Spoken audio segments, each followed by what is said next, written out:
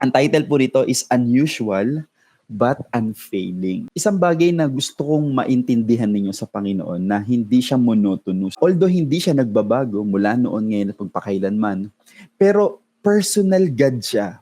Ang ibig sabihin ko po sa pagiging personal God ay dinidil niya tayo uniquely. May iba-iba siyang pakikitungo sa atin. Parang magulang na merong higit sa 2 anak, pero iba-iba yung pakikitungo nila. Siguro po kaya talagang gumawa ang Panginoon ng mga iba't ibang kwento na pwede natin mabasa para magkaroon tayo ng reference na pwede rin palang gawin yun ng Panginoon, no? Kaya unusual but unfailing. Basta ang purpose ng Panginoon ay makakilos sa buhay natin, minsan kahit yung kinagis na natin, handa niya talagang basagin yon. Dinala nila sa kanya ang isang bingi, yung pong kanya dyan ay si Jesus Christ, ha? At may kapansanan sa pagsasalita. At siya'y pinakiusapan nila na ipatong ang kanyang kamay sa kanya. Usual. Tingnan po yun kung ano yung mga nangyari sa mga susunod. At siya'y inilayo niya ng bukod mula sa maraming tao. Unusual eh. Halika, gawin natin ito nang walang ibang makakakita. At isinuot ang kanyang mga daliri sa kanyang mga tainga. Ito pa yung isang unusual. Siya'y dumura at hinipo ang kanyang dila. Sinearch ko lang doon kung yung bang pagdura ni Jesus Christ ay kasama ba sa kamay niya na inihipo doon sa dila. And most ng nakita kong researches ay yes. Yung pagdura ni Jesus Christ, it's either dumura siya sa kanyang kamay at kasama yung laway ni Jesus Christ na humipo sa dila nung lalaking ito. Unusual, di ba, mga kapatid? And verse 34, pagtingala niya sa langit, siya'y nagbuntong hininga at sinabi sa kanya, Ephata, na nangangahulugang mabuksan. Verse 35, agad nabuksan ng kanyang mga tainga. Mga kapatid, may isang unusual din na nangyari sa lalaking ito. Nakalag ang tali ng kanyang dila at siya'y nakapagsalita ng malinaw. O di po ba? Unusual yan sa mga normal nating nababasa. Pero tingnan po natin mga kapatid ko ano yung mga lessons na pwede talaga nating mamuni-muni mula dito sa kwentong ito. Una po, ay meron tayong hihilingin sa Panginoon. Kagaya po dito sa kwentong ito, ang hiniling nila, ang prayer request nila ay ipatong ang kanyang kamay dun sa taong bingi. Bakit? Anong ina-expect nila? Gumaling siya. Ngunit, maaaring ang paraan na gagawin ng Panginoon ay hindi yung ine-expect natin. Diba? So mga kapatid, again, gusto kong makita ninyo ang Panginoon sa other point of view ng iyong buhay. Sana po lahat tayo ay magkaroon ng interest na patuloy na makilala ang Panginoon. Baka may unusual na nangyayari sa buhay mo, lalo na nung nagpakaseryoso ka, mga kapatid, sa relationship mo sa Lord. Tapos parang meron kang hindi maintindihan na, ba't ganito yung nangyayari kung kailan ako nagpakalapit sa Panginoon? Hindi yung pagkilos ng Panginoon sa akin ay magiging pagkilos ng Panginoon sa inyo. God has prepared His own recipe for each every one of us. At gusto ko na lahat tayo mag-enjoy na nakikita, si Lord din tong gumawa nito sa buhay ko. Hindi niya to gagawin sa iba kasi sa akin niya lang to talaga gagawin. Amen? So, tingnan natin mga kapatid, ano ba yung unique methods na ginawa dito ni Jesus Christ na baka, mga kapatid, baka ito yung ginagawa sa iyo ng Panginoon.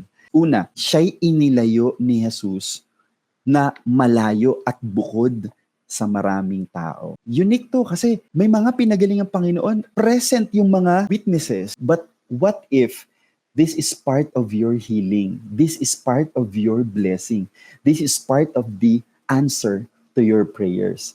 Minsan, ang process ng pagpapagaling sa atin ng Panginoon o yung process ng pagtugon niya sa ating mga panalangin ay disconnection from other people. Mga kapatid, naniniwala ako, isa talaga sa mga mahirap ipaliwanag na paraan ng Panginoon ay talagang ilalayo tayo sa mga taong minsan akala mo mahalaga eh. Kailangan ko tong tao to pero sometimes hindi eh. Magkakaroon talaga ng divine disconnection. Pero hindi natin alam mga kapatid, maybe during the disconnection, nasaktan yung damdamin mo, umiiyak ka, nalulungkot ka. Pero what if that is the process of your healing? What if that is the process of giving you a new version of strength, no?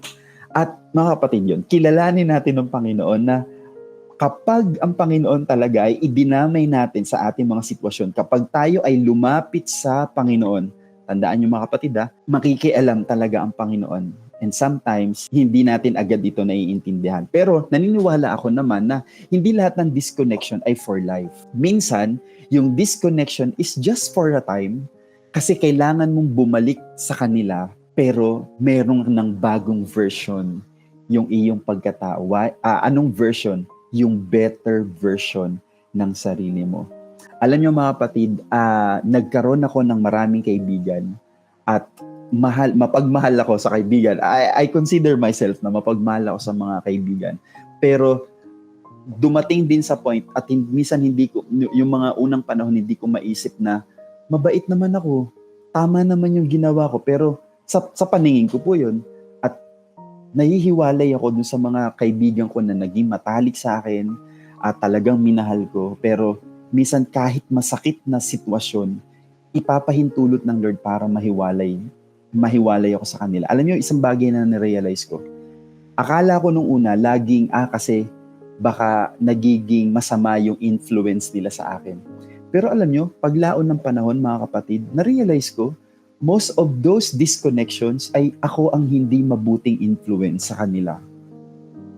Minsan nagiging one-sided tayo. Kaya siya nawala kasi pangit ang kanyang magiging impact niya sa buhay ko. Hindi mga kapatid, minsan tayo mismo ang inilalayo ng Panginoon sa iba. Why? Because for that particular event, hindi pa tayo yung better version ng ating mga sarili. Amen? Kaya mga kapatid, siguro ngayong gabi, if ever lately meron kang inaalala sa buhay mo na may mga disconnections, nagkaroon ng discord, lalo na nung time na nanalangin ka at nagtiwala ka sa Panginoon na aayusin niya yung ipinapaayos mo sa Kanya.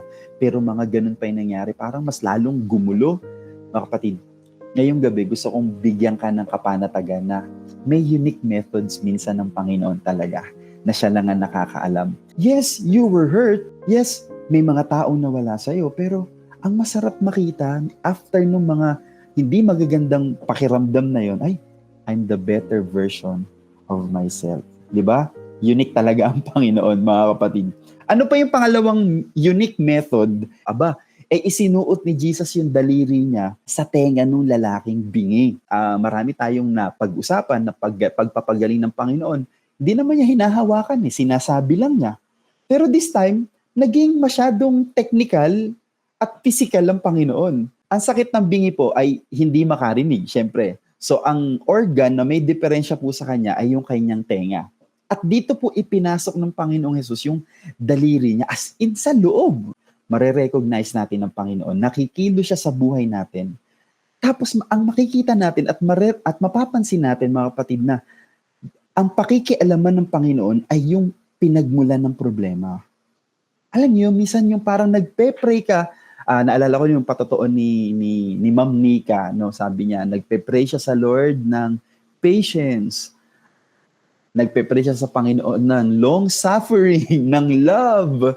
Anong nangyari? Nagkaroon siya ng mga estudyante na sakit sa ulo. Di ba? Nagpe-pray tayo sa Panginoon ng kapayapaan, tapos nag-e-expect tayo na magiging maayos ang lahat ng bagay.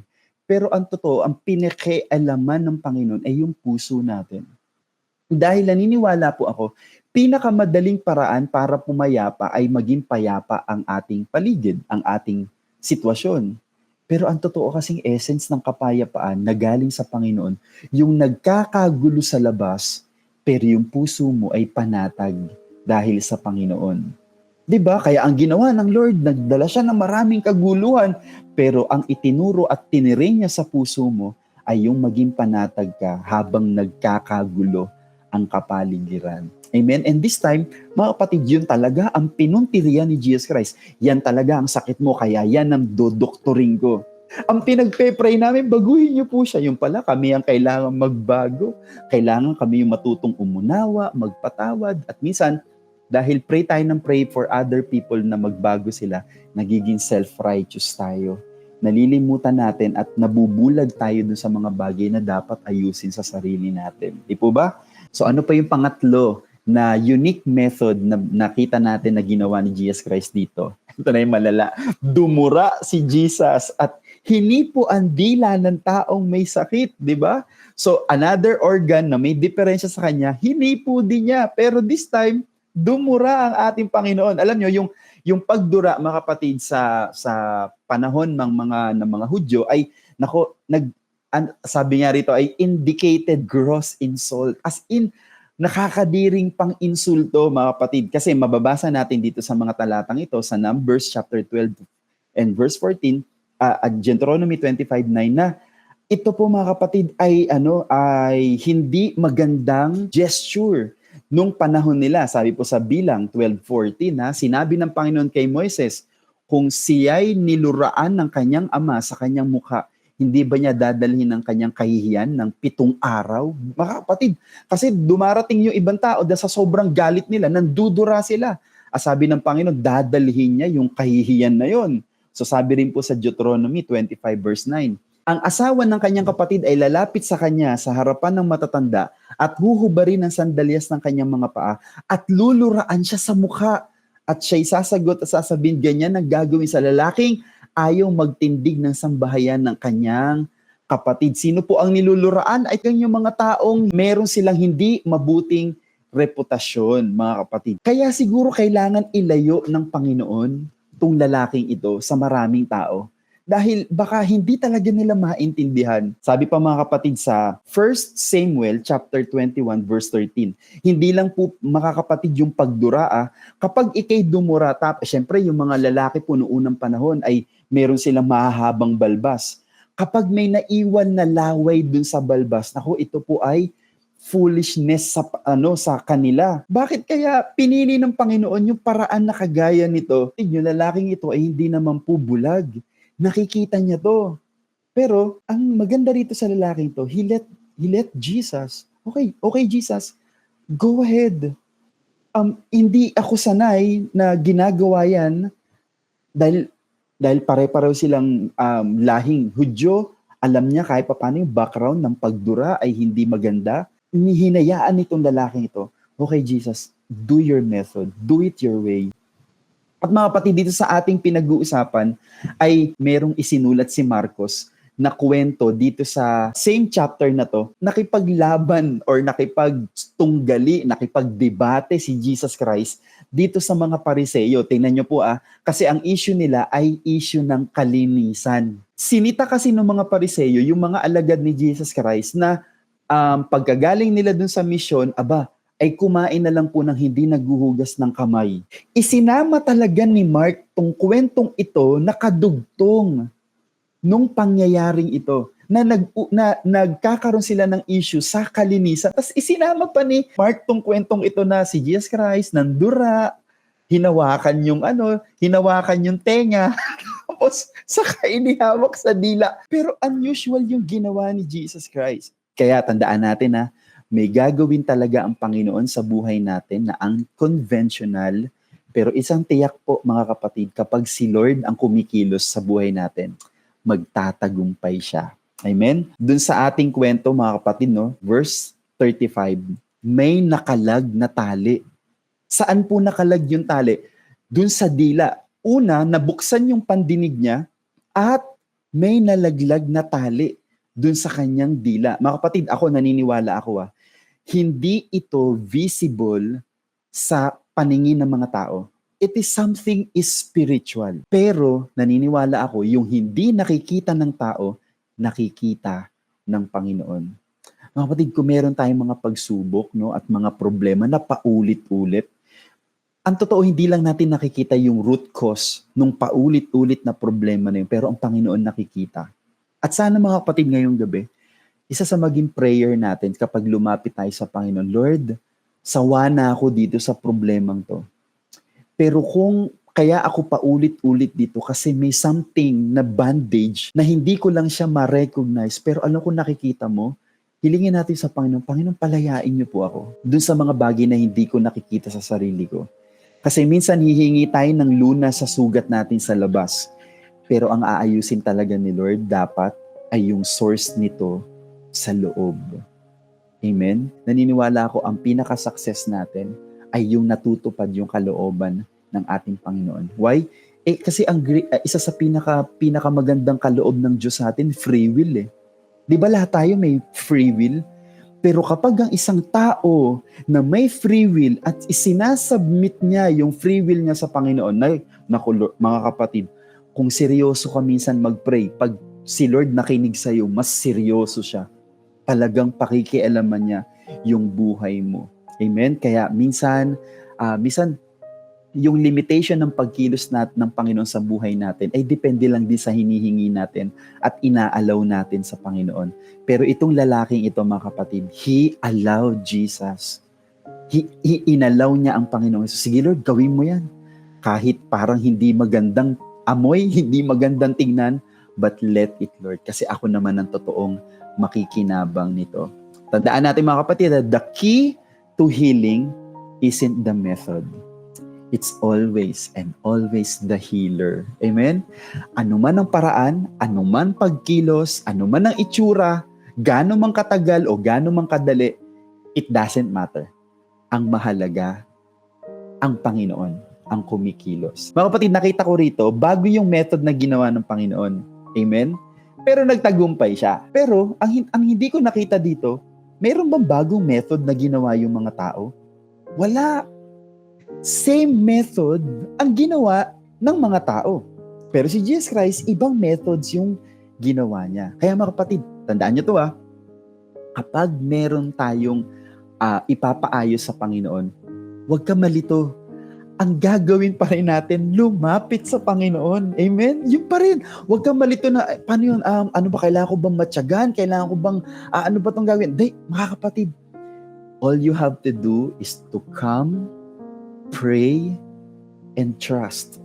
At kapag nakikita na natin yung mga pagkilos ng Panginoon, kahit parang nakakalito, kahit parang hindi mo maintindihan, magpasalamat ka na at sabi mo, Lord, thank you. Nasasaktan ako. Lord, thank you. Parang lalong lumalala yung sitwasyon. Ay, kumikilos ka na. Naniniwala ako, Panginoon. And just trust God sa mga gagawin niya sa buhay natin. Kaya ngayong gabi, mga kapatid, bago tayo manalangin, ito yung mga tanongin natin sa sarili natin, no? Am I limiting God by expecting Him to move only in familiar ways? And am I willing to be taken aside by Jesus and trust His personal method? Kapatid, alam ko hindi ito bagong kwento sa inyo, pero isang kwento na parang unusual. Sa Book of Daniel, ang bansang Israel ay kinubkob ng Babylonia, no? At sila ay dinala doon. At ang hari noon ay si Nebuchadnezzar. At si Nebuchadnezzar ay nagpatayo ng sarili niyang estatwa. At ang gusto kasi ni Nebuchadnezzar ay siya ang maging Diyos ng mga tao. Kaya nagpautos siya na kapag nagbigay sila ng signal, lahat ng mga tao ay yuyuko. Pero dun sa kwentong ito, alam natin, no, sa iba sa inyo, may 3 tao na may pananampalataya sa totoong Diyos, si Meshach, Shadrach, at Abednego. So sabi nila, kahit ano pong mangyari, hindi po kami yuyuko dyan. Kasi ang yuyukuan lang namin at ang sasambahin namin ay ang totoong Diyos, si Yahweh. Nagbigay ng parusa para sa mga taong hindi yuyuko. At ang parusa ay susunugin sila sa hurno. Pero may unusual na nangyari dun sa 3 ito. Ano yung unusual na yon? Nung nandun na sila sa apoy, 3 sila, abay hindi sila 3. 4 sila. No? At may nakitang anghel. Pero yung 3 hindi nasusunog. Mga kapatid, alam nyo kung anong kamangha-mangha pa. Nung lumabas sila, hindi daw sila amoy sunog. Hindi rin amoy usok. As in, walang epekto sa kanila. Okay mga kapatid, ang tumawag sa kanila para lumabas ay mismo si Nebuchadnezzar. Yung nagpatayo ng rebulto, yung gustong maging Diyos ng lupain nila. Tingnan nyo mga kapatid, basahin natin sa Daniel 3:26 po. Nang magkagayoy lumapit si Nebuchadnezzar sa pintuan ng hurno ng nagniningas na apoy at sinabi, Shadrach, Meshach at Abednego, mga kapatid, mga lingkod ng kataas-taasang Diyos from His own mouth. Itong tao, si Nebuchadnezzar na gustong maging Diyos at wala siyang ibang kinikilalang Diyos, na-convert eh. Siya mismo yung nagsabi, mga lingkod ng kataas-taasang Diyos. Eh yung una yan ang gusto niyang posisyon. Pero dahil nakakita sila ng unusual na sitwasyon mula sa buhay ni Meshach, Shadrach at Abednego, na-convert siya at naniwala siya na ang Diyos nitong tatlong lalaking ito ang tunay at kataas-taasang Diyos. Kaya mga kapatid, whenever we allow God, hindi lang ikaw mako-convert, hindi lang ikaw ang mapapalakas, maging yung mga taong makakakita ng patotoo mo, hahanga sila sa Panginoon.